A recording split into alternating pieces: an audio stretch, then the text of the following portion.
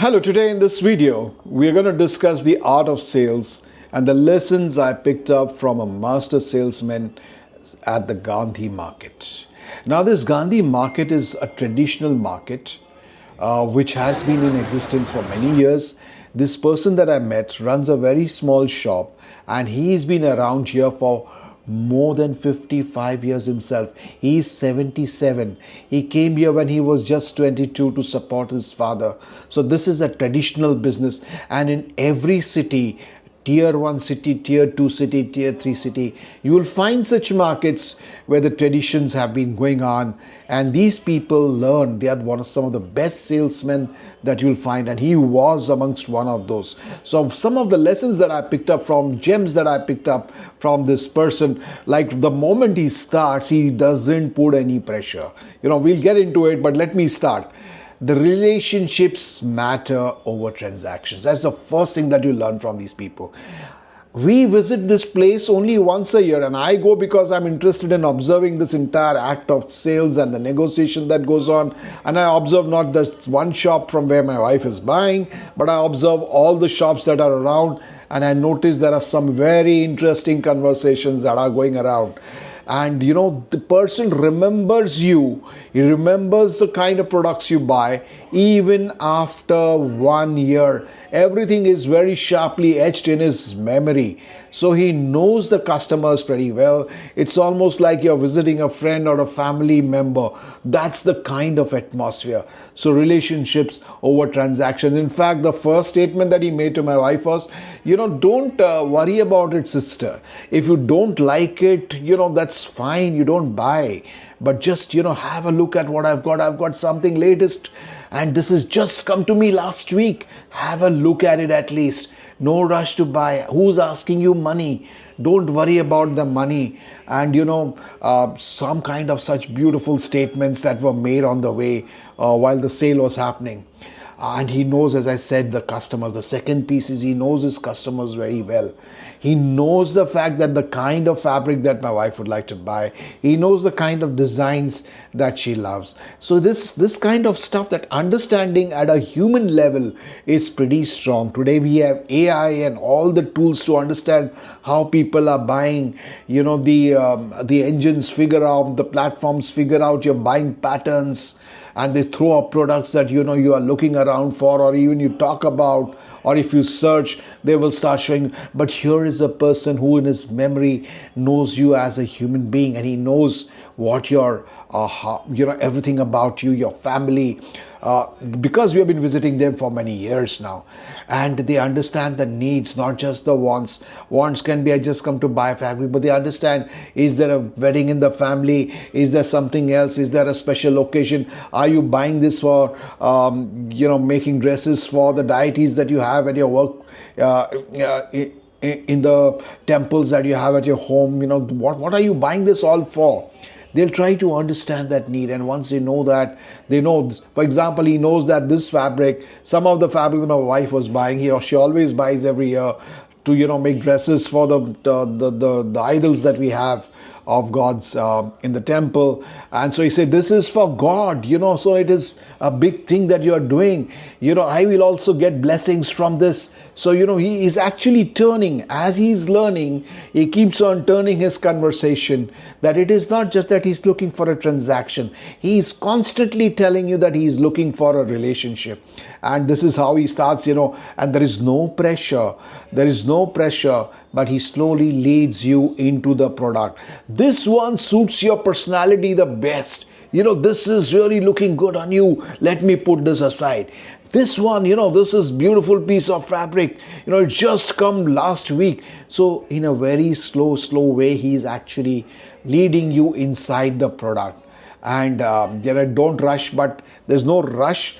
But at every step, he's closing the sale. He picks up, I see him very cleverly. The moment my wife says something, he will start trying to cut the fabric because he has to give that piece.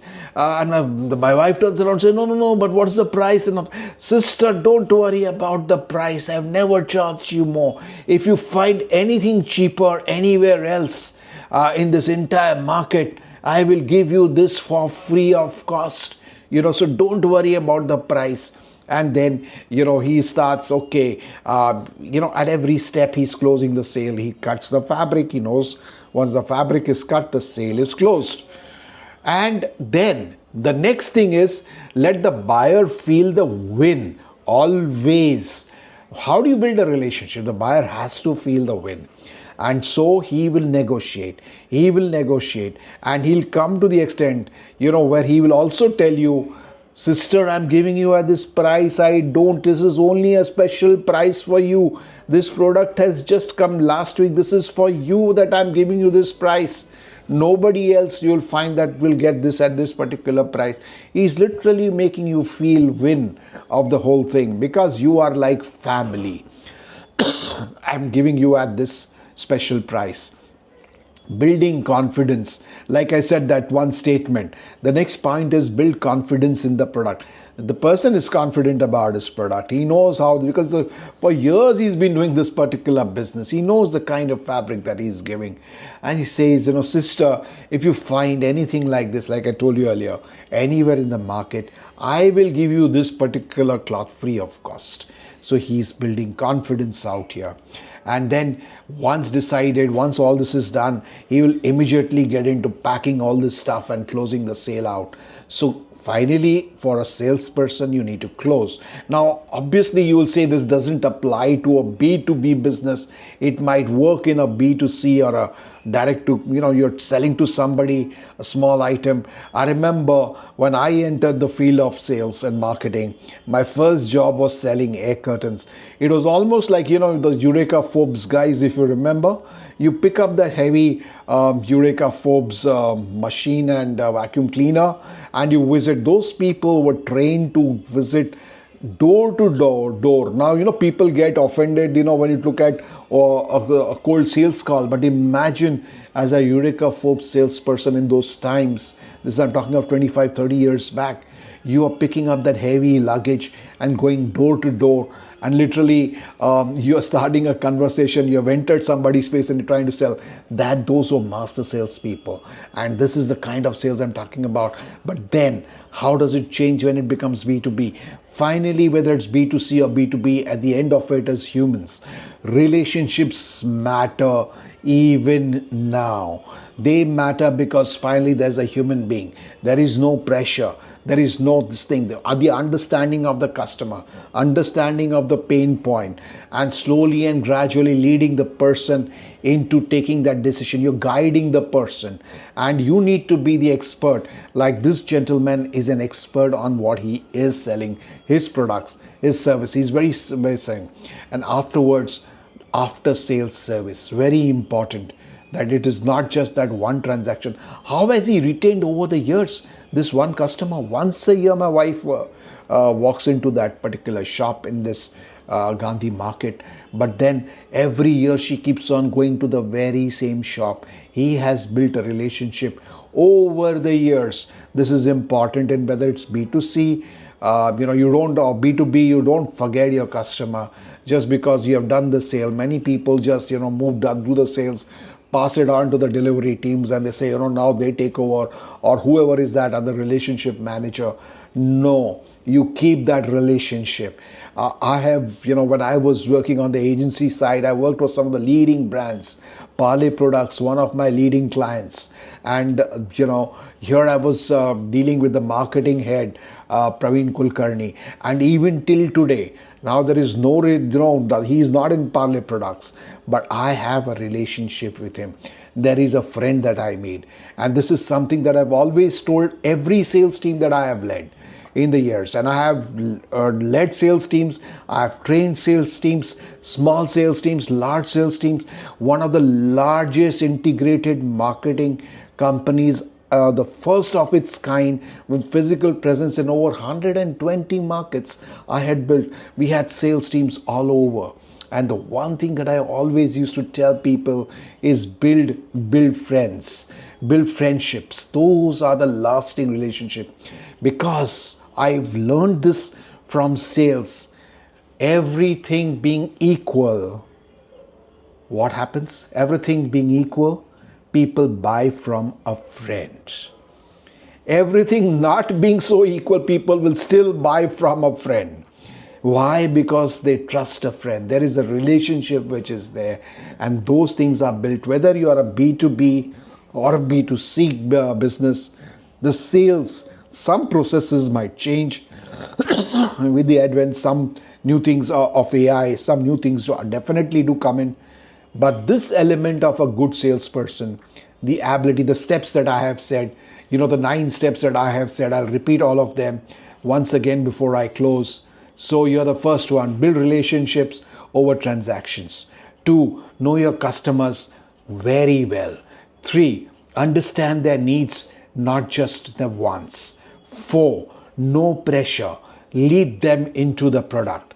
5, don't rush but close at every step.